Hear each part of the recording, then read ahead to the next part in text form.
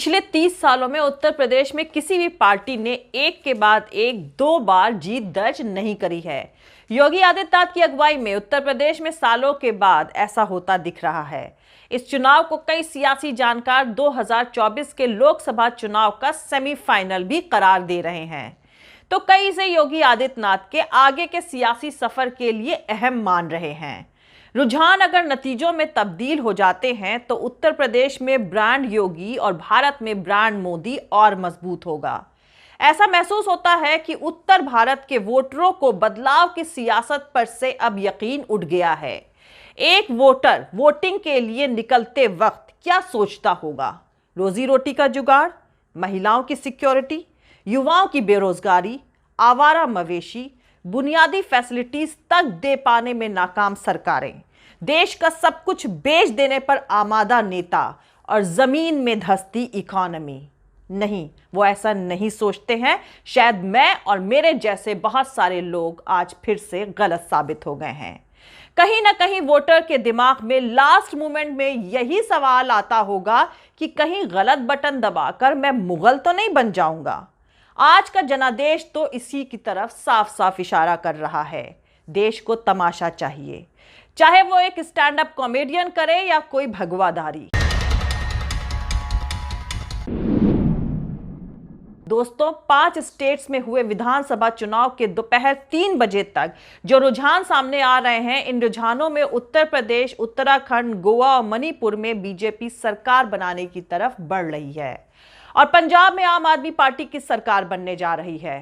उत्तर प्रदेश में जहां बीजेपी और समाजवादी पार्टी के बीच कांटे का मुकाबला माना जा रहा था, वहां समाजवादी पार्टी को तकरीबन 86 सीटों का फायदा होता हुआ दिख रहा है। मतलब उसको तकरीबन 135 सीटों के आसपास मिल रही है। वहीं योगी आदित्यनाथ दोबारा से चीफ मिनिस्टर बनने जा रहे हैं।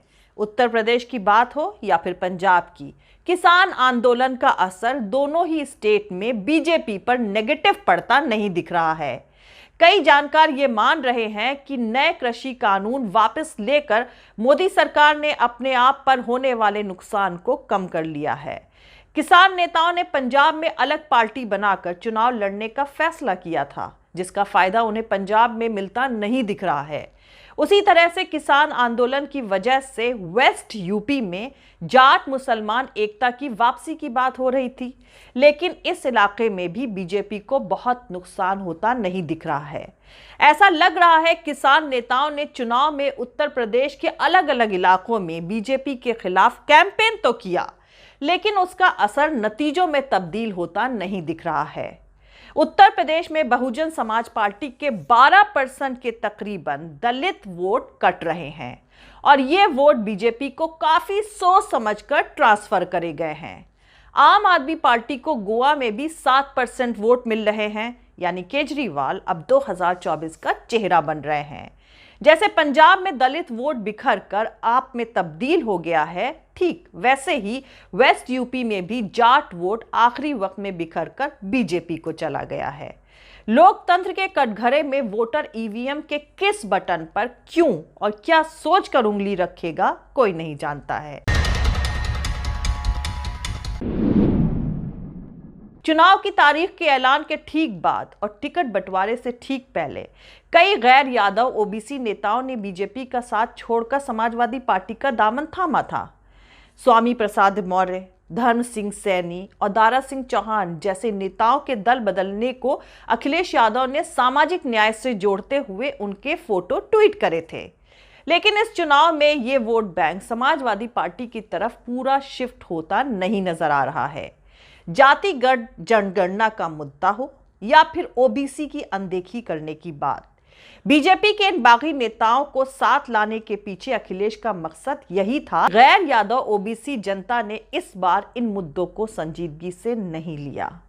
अखिलेश यादव ने पिछले चुनाव के नतीजों से सबक लेते हुए बहुजन समाज पार्टी और कांग्रेस जैसे दलों के साथ समझौता नहीं किया और राष्ट्रीय लोक दल और ओम प्रकाश राजभर की सुहेल देव भारतीय समाज पार्टी के साथ गठबंधन किया था। लेकिन अब ऐसा लग रहा है कि समाजवादी पार्टी को उसका फायदा तो मिला, लेकिन अखिलेश यादव सीएम की कुर्सी तक पहुंचने में कामयाब नहीं हो पाए हैं।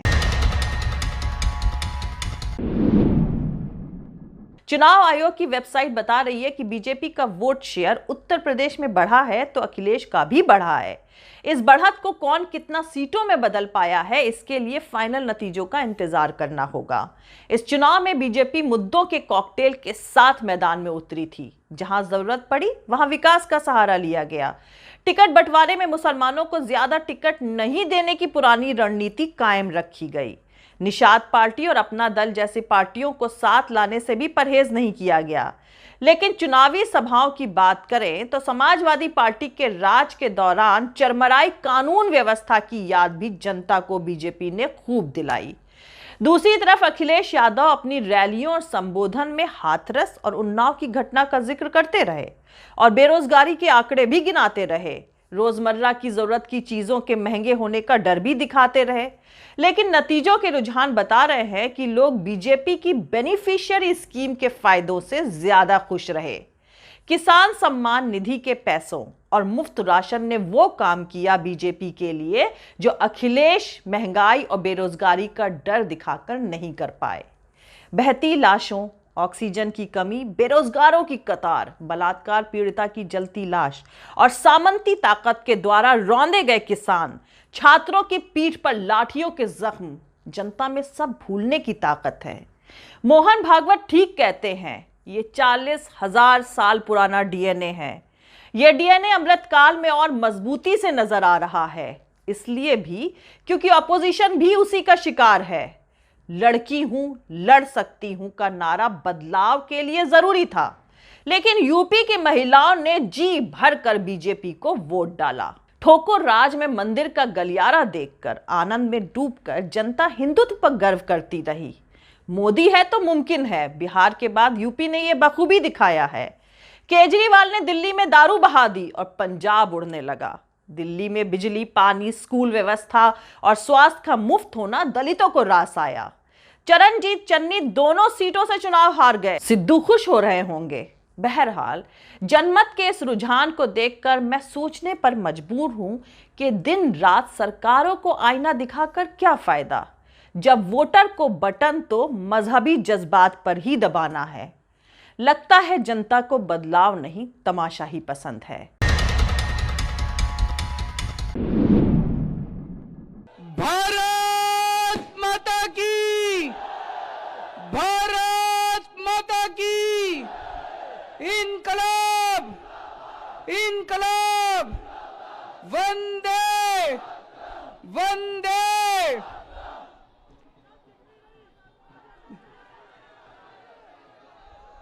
दोस्तों,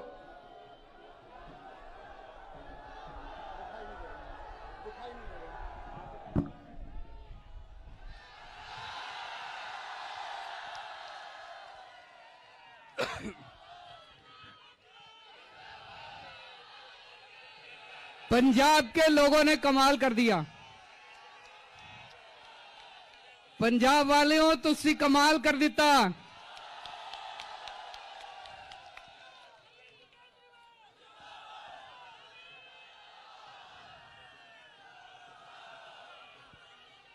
we all love you Punjab.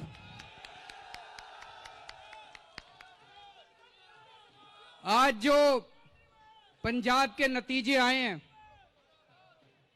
ये एक बहुत बड़ा इनकलाब है।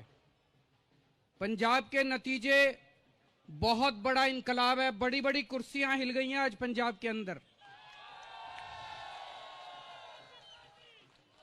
सुखबीर सिंह बादल हार गए, कैप्टन साहब हार गए, चन्नी साहब हार गए, प्रकाश सिंह बादल साहब हार गए, नवजोत सिंह सिद्धू हार गए, विक्रम सिंह मजीठिया हार गए। पंजाब के लोगों ने कमाल कर दिया दोस्तों। बहुत बड़ा इनकलाब है ये, बहुत बड़ा इनकलाब है। भगत सिंह ने एक बारी कहा था, भगत सिंह ने कहा था, आजादी मिलने के बाद अगर हमने सिस्टम नहीं बदला, केवल अंग्रेजों को देश से भगा दिया और सिस्टम नहीं बदला, तो कुछ नहीं होने वाला। दोस्तों, दुख की बात है कि पिछले 75 साल से इन पार्टियों ने और इन नेताओं ने वो अंग्रेजों वाला सिस्टम रखा हुआ था। लूट रहे थे देश को। कोई स्कूल नहीं बनाए, कोई अस्पताल नहीं बनाए, लोगों को जानबूझ के गरीब रखा गया। पूरा का पूरा वही अंग्रेजों वाला सिस्टम चल रहा था। आम आदमी पार्टी ने ये सिस्टम बदला है पिछले 7 साल के अंदर।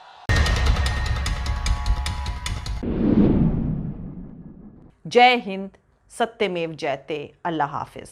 दोस्तों, हमारा पूरा वीडियो, दूसरे और वीडियोस देखने के लिए हमारे YouTube चैनल पॉलिटिकल तमाशा भी डॉक्टर अर्शी को सब्सक्राइब करके वहां पे लगी बेल आइकॉन को जरूर दबा दें ताकि आपको हमारे आने वाले हर वीडियो की अपडेट्स मिलती रहे। और दोस्तों, अगर आपको हमारा काम पसंद आता है, हमारे वीडियोस पसंद आते हैं तो www.patreon.com/Dr Arshi Khan पर जाकर डोनेट करके आप हमारे काम को सपोर्ट कर सकते हैं।